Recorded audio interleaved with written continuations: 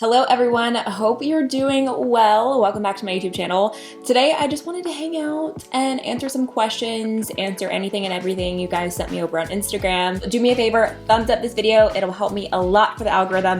If you don't like me and you're still here anyways, I find a lot of those as well. Thumbs it down, it's fine. It's still helping the algorithm.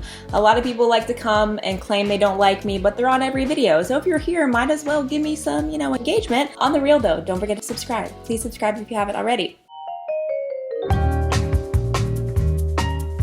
Any hope for babies in the future? We are jumping right into it. I posted a reel yesterday and I guess my hands were like on my stomach. I didn't really know where to put them. I think they were just there.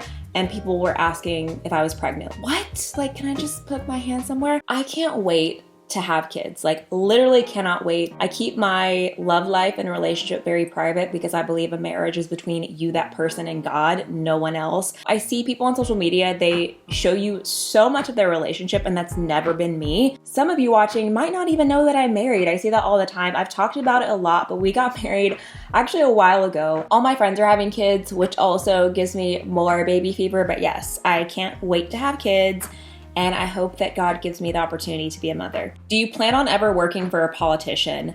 I get this question so many times in some shape or another of, are you gonna go in politics? Are you gonna run for office? I feel called many times to talk about politics and to bring truth and light into the darkness and into the misinformation and into the lies. And I have a very bold voice. If you've been following me, you know this. I don't back down. Like, when it's time for me to spit fire, I'm spitting fire. Short answer, no. I have no desire to go into politics. I know how corrupt on both sides politics is. How much time a week do you spend reading the word? I find it hard sometimes. It is something that a lot of people struggle with. For years, I didn't read the Bible because growing up, like, all honesty, I grew up in a Catholic church. I've talked about this before. My family is still Catholic, but I'm not. I'm just non-denominational. I just Bible, that's it. I just want to learn scripture and I just want to learn about Jesus because personally, I believe that Jesus didn't create religion, man did. And the Bible, it's just follow me, not follow a certain denomination. The more I read the Bible, the more I understand life, and God shows me so many things that I never saw before. You can't expect to know Jesus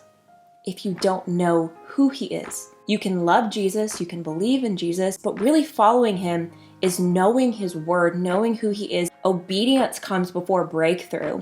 And a lot of Christians, truly, no judgment, I've been there, don't understand the power in the word. I read my Bible pretty much all day, every day. I fit my schedule around God instead of God into my schedule. And we can come up with all of the excuses in the world of work, or I'm busy with my family, etc., etc. It's fine, but it doesn't change the fact of, I don't want to get to heaven one day and Jesus say, why didn't you seek me? I was just reading earlier today in the Bible where Jesus says, if you love anyone more than him, you are not worthy of him. And that's a hard pill to swallow because you're supposed to put God first before anything and everything. So you should be reading your Bible realistically every single day. I'm seeing a lot of faith questions, which makes me very happy. I can talk about this stuff all day. How do you know you're calling from God? I love your content. Well, thank you so much. Your calling from God really has to come only from him. And you have to be very careful of who you share what you think God is telling you with, because people can have nefarious intentions without you even realizing, and they can try to talk you out of your purpose from the Lord. And there will also be people who don't understand the calling because it was meant for you, who can try to talk you out of it. Like, think of David and Goliath.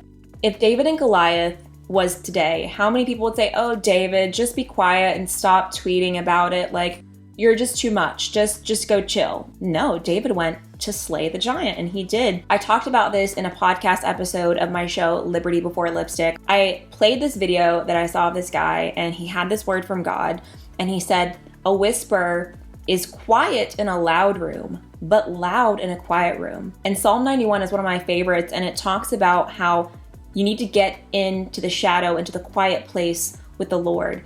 And getting into the quiet space with Jesus means tuning out all of the physical, but also spiritual noise. The more you read the Bible, the more you understand everything is spiritual. It's really not flesh. When people come for you, for example, it's not that person that you hate, it's the spirit. And I've been learning about the ministry of Jesus and all of the healing he did when he was walking as flesh and blood on the earth. And something that Jesus did more than anything else in his ministry was cast out devils. If you look at the healing Jesus did from people who couldn't speak, people who, the lepers, all of the disease and the death, the things that were happening in the Bible, most of them, the majority of them, were all caused by devils, by spirits. And it's something you don't hear the church really talk about a lot. And as I've been studying it, I'm like, how did I miss this? Look at our society right now. What do you see more than anything? You see anxiety, you see depression, you see confusion, you see misinformation. This is all an attack on our identity, on our purpose from God. To hear your purpose from the Lord, you need to get in that quiet space. You need to be in your Bible. When you read your Bible, Jesus speaks to you. He shows you things. He reveals things. What really opened your eyes about everything going on in this world? That is a great question. I'll kind of walk you through the process that I went through. In 2019, I started having visions and dreams and hearing from God. And I never had that before because I was still halfway in the world and the culture and halfway in with Jesus, but I didn't really realize it. Politics, 2020, the pandemic, all of it opened up my eyes to so much. Jesus revealed so much and people revealed so much. Politics, everything that happened with the election, cancel culture, just the things happening around us. We live in a supernatural world, but often Christianity, when I say it's watered down, it's diluted. It's lost its potence, its essence. A lot of people think, oh, well, I can't get involved in politics because I don't know about politics. I have a degree in political science. I don't brag about it. I just say it because according to a lot of people's requirements, I am qualified to talk about it. But I learned more outside of my expensive college degree on my own, independent research, which is really sad. It says a lot about our school system. But that's neither here nor there. I went through this period of quietness and being in the wilderness, and I feel like I'm just now kind of walking out of that wilderness because, as a friend was telling me the other day, it's starting to rain, which is God's blessings. I'm starting to see the rain. Being in that wilderness and just learning and researching and being with Jesus and seeing things for what they are, not what I've been told, was a whole eye-opener. I always joke about how 2020 was really the year that a lot of us got 2020 vision. We saw the truth in Jesus very clearly. How do you stay calm when you're speaking truth? It's hard not to let emotions get to it. The world says follow your heart, but Jesus says follow him. And I used to be a very anxious person, a very worried person, years and years ago before I started walking with the Lord. And it was really Jesus transforming my mind. It says in the Bible that to allow the transforming and renewing of your mind. The world pushes those buttons to get your emotions going because then they can control you.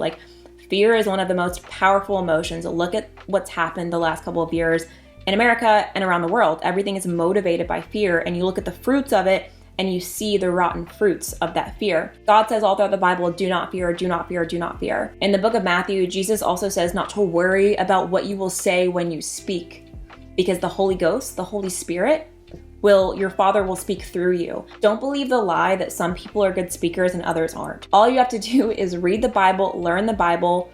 You know what you're talking about. Jesus will do the rest. Don't worry about it. Don't overthink it. Speak with boldness, with kindness, and speak truth in love. Do you have a skincare routine day and night video? I have a ton of skincare routines on my YouTube channel. I need to do an updated one. The last video I did, my last video was skincare hacks that are natural stuff that I do, but I do need to do a whole updated routine. How are you seriously? Do you need prayer or anything specifically? Yes, I do. I will take all the prayers I can get. I feel like sometimes people forget that whenever you post content online, you're just a normal person. This doesn't separate me from anyone else. I feel like I'm coming out of this refining season where God had to put me in the middle of the fire. He says he refines us like silver. I had to be in the middle of the fire so I could reflect him. I think we're walking into a season of conquering new ground and of taking things back because no man can stop what God has decreed. And with all of the craziness happening, I think it's just going to be a supernatural year, and God will show you so much if you just pay attention and you just look. The entertainment industry, Hollywood, they've all convinced people of magic with movies and stuff. And then Christians don't believe in miracles.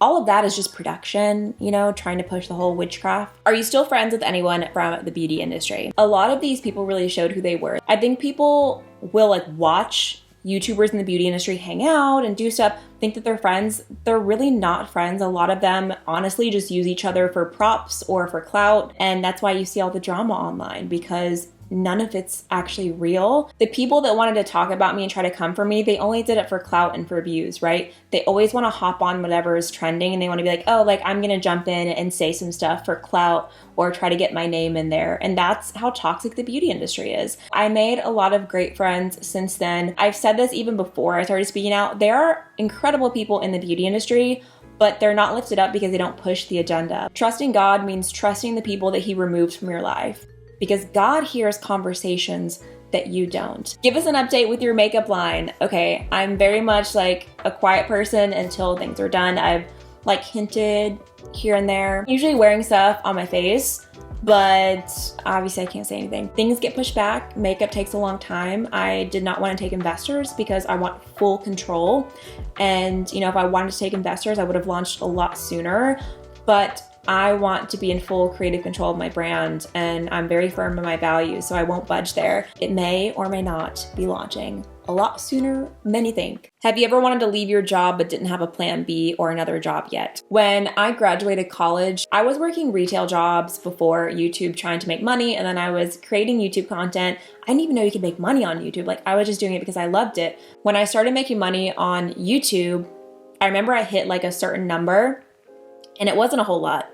And I was like, all right, I think that I can quit and I'll be okay and like really invest into YouTube full time. I didn't have a plan B. I don't come from money. I didn't have anyone to give me money. I remember I signed my first apartment lease outside of college on my own. All I had was YouTube. And I was like, well, God's gonna take care of it. He's gonna figure out a way for me to pay the bills and it'll happen. And I just kept working, and the bills were paid every month. And everything I've done with my business, especially working for myself, has been a leap of faith. Even when I've been doing YouTube full time for a few years, moved to LA, you know, everything obviously is more expensive. I just took a leap of faith. Time after time, I took a leap of faith, and Jesus will never let you down. He will always guide you through. He will always make ends meet, always figure out a way. Like when I look back at all the things I worried about, whether it's finance, anything, things just always worked out. Even if it meant a new chapter, things always worked out. Help, trying to find non-toxic makeup that also isn't woke. You and me both. I know there are some out there, but I'm just now starting to find, like, I found a skincare brand that I'm testing out and some other smaller brands that I'm like, hey, let me try their product, see, because I'm not just gonna mention something because they're conservative, right? The products have to be good. The beauty industry should be fun, should make you feel empowered. And I remember people telling me like, oh, you should just stay quiet. Like, you deserve it. Y'all don't stay quiet. You tell me to close my mouth, but y'all keep your mouth open, talking about anything and everything, because when it's your political views, it's fine. But if it's conservative, it's not. No, you can miss me with that. I will never be quiet. Okay, last question. How to help my family seek Jesus. I think some of the biggest things to do are prayer and fasting. I never understood the gravity of fasting until the last year and how it's all throughout the Bible. I was reading a few days ago about a guy who had devils in him and Jesus was healing him. And his disciples said, well, how come we couldn't cast them out? And Jesus said, this type can only be dealt with by prayer and fasting. You know, it says in the Bible that we're not supposed to just live off food alone. We're supposed to live off the word. And we live in like this overabundant society, at least in America. Like, look at how much food is everywhere. You know what I mean? And we think, oh, we have to eat, we have to eat, we have to eat, which yes, food is important, but fasting is important. It clears your mind. And breakthrough can come through fasting. So prayer, fasting, also just loving them through it. I find that I don't get anywhere if I argue with people. Show them the truth in love. Don't waver on that truth.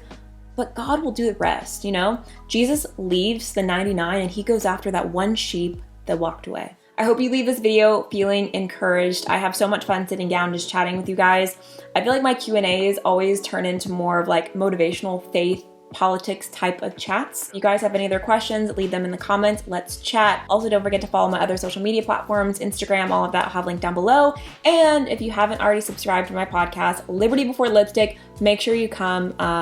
It's a whole nother side to me, and it's a great place to just learn about current events, faith, and things that are happening in the world. So hope you guys are having a great day. I will see you in my next video.